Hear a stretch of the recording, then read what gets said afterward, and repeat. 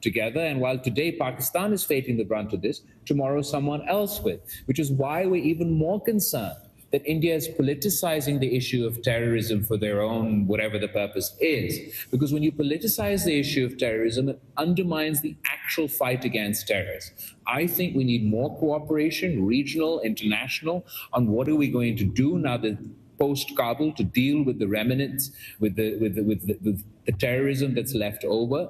As far as the weapons are concerned, you'll be astonished to hear sometimes when we're fighting these terrorist groups within Pakistani territory, the weapons that they have procured through the black market that were left behind in Afghanistan are more advanced than the policemen that they're fighting against. They have night vision capability. I just learned this today, that they have night vision capability that's like fourth generation night vision capability that the Americans had in Afghanistan, that they didn't even sell to Israel. It was that advanced, this technology. And now this technology has found itself in the hands of extremists. So Pakistan is facing the blowback of that today. What I'm really concerned about is, heaven forbid in the future, somebody in and out of Afghanistan crosses into Pakistan or doesn't even cross into Pakistan, but goes on to conduct terrorist attacks in a third country, which is why we're calling for dialogue, comprehensive dialogue that includes terrorism, so we can cooperate in the region, but also seeking to cooperate internationally. We have a counter-terrorism dialogue coming up between Pakistan and the United States, and I think it would be very beneficial in the context of your question. Add something. One major U.S. newspaper traced the weapons used in 12 March, train hijacking and terrorism. Those weapons used by terrorists were captured by Pakistan's forces. And the US newspaper traced these weapons back to their American manufacturer. And so the weapons that the United States left in Afghanistan are very clearly being used to perpetrate terror in Afghanistan. Sir. John Hassel for the Turkish Criminal Agency. You spoke about the fake news during this escalation, and one of the stories that get attention was the Turkish military support in Pakistan, and claims that Turkish planes brought ammunition or some weaponry to Pakistan. So we know there is a cooperation between Pakistan and Turkey in the defense industry and defense field. What can you tell us about the Turkish role during this 5 days of escalation? First, we're obviously very grateful for our relationship with the people of Turkey, the government of Turkey. As far as our defense procurement is concerned, we procured a lot of our defense equipment also from Turkey. I don't know if I'm allowed to go into specifics, but I can say that we procured equipment from Turkey, and we used that equipment during the conflict. I think this was the first conflict where the opposing side didn't only take issue with Pakistan, but also took issue with anybody who made our planes, or anybody who made our drones, or anybody who made our who facilitated us in that sense. And I think that's a bit strange. There was a lot of disinformation that emanated out of this, but we're incredibly grateful for the role that the Turkish government, the Turkish leadership, the moral support that the Turkish leadership and the Turkish people gave us during this difficult time.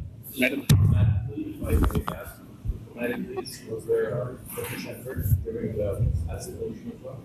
Absolutely. There was many friendly countries reached out not only to us, also to India, to try and ensure that the issues didn't escalate and we could work towards a ceasefire. Yes, I have a comment. One thing the Indian delegation has been telling the media here is that we are not interested in any talks with Pakistan, because the Pakistani civilian leadership is not very hold any real power, and it's the military that Thank you. First of all, that's not what they're saying. They're saying no, no, no, no to everything. When the terrorist attack first took place, the Pakistani government, the Pakistani Prime Minister said, let there be an international impartial investigation into the terrorist attack. They said no. Donald Trump says, let there be mediation between India and Pakistan. They say no. We say, let there be dialogue between Pakistan and India. They say no. They haven't said whether the dialogue, they haven't pointed out to us that if the dialogue is with the civilians or military, they've just said no across the board to dialogue with Pakistan. The military leadership and the political leadership are all on the same page within the Pakistani context. We're united against terrorism, and we believe it is in the interest of our region to establish peace with India. It is India who's been running away from calls for an investigation, and it's been India who's been running away from efforts for dialogue. I believe that is perhaps the latest excuse for not having a dialogue right now. If they'd like to talk to our generals, I can arrange it. If they'd like to talk to our politicians, I can arrange it. That shouldn't be a problem. It's quite ironic because the only communication that is taking place is with the army. Isn't it ironic? What a question. Think about it. The only communication that is taking place right now is between DGMOs. So military is talking to military, and here they come to Washington, D.C. and say, we are not going to talk to you because we don't want to talk to the military, my friends.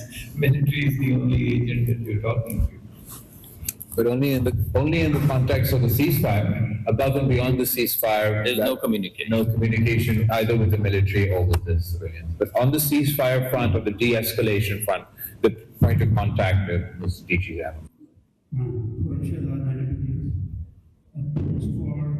For Indian delegation in Washington, they kept the narrative of Pakistan. I mean, I just think that the Indian delegation is getting increasingly desperate. If that's a narrative that they'd like to pitch, so be it. But that was not the basis of this conflict. Supposedly the basis of this conflict was terrorism. Terrorism that took place in Kashmir. They've cut off our water supply. All of these things have nothing to do with China. They might think that, I think that this sort of image that they've been trying to, this image about themselves that they've been pitching here in the United States, that we're going to be the net security provider, that subsidize our economy, subsidize our military-industrial complex for some future war within the region, has actually been exposed and backfired during this conflict. That a country that's supposed to be the net security provider for the region could not provide net security to their own people, could not provide net security to the occupied people in Kashmir, could not provide net security to their airplanes. So I believe the true path forward is for India and Pakistan to engage in a dialogue, to establish peace. Whatever excuse you want to make, sometimes it's this civil military excuse, sometimes it's this geopolitical excuse, sometimes it's this, oh, all Muslims are terrorist excuse, so we're not going to talk to Pakistan. It's getting, I mean, you can't be two nuclear armed neighbors with a conflict threshold so low and absolutely no dispute resolution mechanism. They don't accept the United Nations, they don't accept international law, they don't accept United Nations Security Council resolutions, they don't want mediation from the United States, and they don't want to talk directly with Pakistan. So would it make rational sense to any country anywhere that to have no dispute mechanism, no way to resolve the dispute other than to go immediately to war? I think that entire proposition makes India less secure, makes Pakistan less secure, makes the whole region less secure, and it's in all our interests to convince India to undo the decision that doesn't serve their purposes and come to the table and talk peace. May I add one thing? So this Chinese question is very interesting. I feel that it's quite, I mean, it's interesting because the second largest importer of Russian crude is India. What does that make India? And And the shield that they have put, that they call S-400, is a Russian shield. It's Russian equipment. What does that make India? And the drones that they used were Israeli. So what does that make India? And the planes that they flew were French. So what does that make India? Isn't it crazy that we use some equipment because our access to arms is limited? We like to diversify our armament, our arsenal. We reach out to the world to diversify our arsenal. And if we don't get anything from anywhere, we get the best equipment that we can. But no one says that this is a Russian bloc because of S-400 or because of the import of troops. No one says it's the Israeli bloc. No one says it's the French bloc. Look, this is between India and Pakistan. We have equipment that we buy from all over the world. That doesn't define any bloc. Good evening, Lloyd Martinez from ABCS. To Mr. Bhutto, a question you mentioned that you had just learned today about the night vision goggles. No, I knew about the night vision goggles. I knew that night vision was a threat to us, and I didn't understand how they had this visibility. What I just learned today, that this technology was so advanced and so guarded by the United States that they didn't even sell these fourth generation night vision equipment to their ally Israel, but they left it behind in Afghanistan, and it's now being deployed by terrorists. Thank you. I was going to ask you, who told you that? And how did you learn that? Are you sharing that?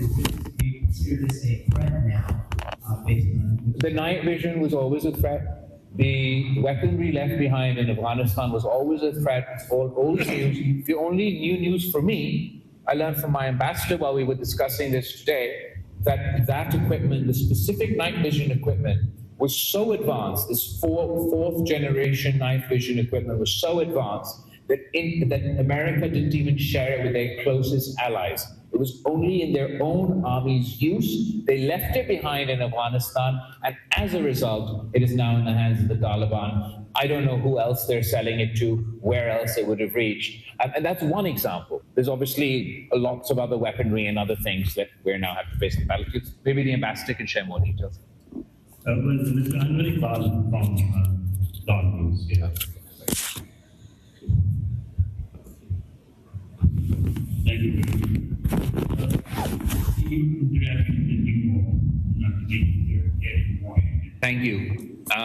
As far as the Indus Water Treaty is concerned, I would say, yeah, absolutely. Sort of the people who were the most well-versed on this topic were at the United Nations, but everybody was concerned about the weaponization of water and the precedent that this would set. As far as what Pakistan will do, at the moment, just the threat to cut off our water is a violation of the United Nations Charter. Pakistan has already announced if India was to act on this threat, this would be an act of war. It's not something that I say because I want to say it. This is not something that Pakistan relishes. We're not trying to be jingoistic. Existential threat for us. If India goes on to implement this threat, we will be forced, or potentially the first nuclear war over water. Yes. Thank you, Olivia Ronda, Breitbart News. India has reportedly declined that Trump brokered any sort of ceasefire or deal, while Russia, Vladimir Putin's top aide, actually acknowledged that Trump did play a major role in that deal. Do you have a reaction to that, or a reason why India would deny that Trump played a role? It's just getting embarrassing at this point. The entire world saw the events play out. We know the Secretary of State made phone calls to our side, made phone calls to their side. They made promises to both sides. The entire world's intelligence community knows, the media knows, everybody else in the room were part of that conversation. We're all saying the same thing, even the Indian government's initial reaction. If you go back to the first night when they also from their side, after Trump's announcement and after Pakistan's announcement, announced, I think it was at the foreign secretary level, their ceasefire. Even in that context, they said that this is a ceasefire. It's only after that they've started to play back that, oh, this is not a ceasefire, it's a pause. Oh, the Americans had nothing to do with this. I don't know why they want to rob President Trump in the United States of this victory, the role that they play. As the senator said, I believe that the United States should be celebrated. Look, all of us across the world are guilty of criticizing the United States foreign policy when we believe something is worth criticizing. But in this context, they've done a good thing.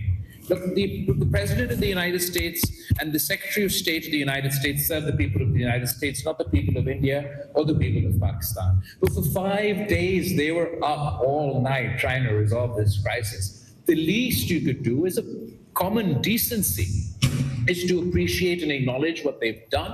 What I'm more concerned about is that because the Indian government is worried that they're the first government that अब तक के लिए इतना ही। देखते रहिए ABN। जरा सा रुक जा, गर्मी की आई शाम, 41 का है दर्जा हरारत, तपती हुई धूप लगे प्यास, फिर फटाफट तभी आ गया हूँ मैं, आया करने शरारत, जरा ठंड मचा ताकि चिल गुजरे लाइफ, सीना रहे ठंडा जैसे गले पे हो आइस, ठंड मचा ताकि चिल गुजरे लाइफ, सीना रहे ठंडा जैसे गले में हो स्प्राइट, ठंड मचा। मैं ले लेता हूँ। तो फिर 1 लीटर कम लेना।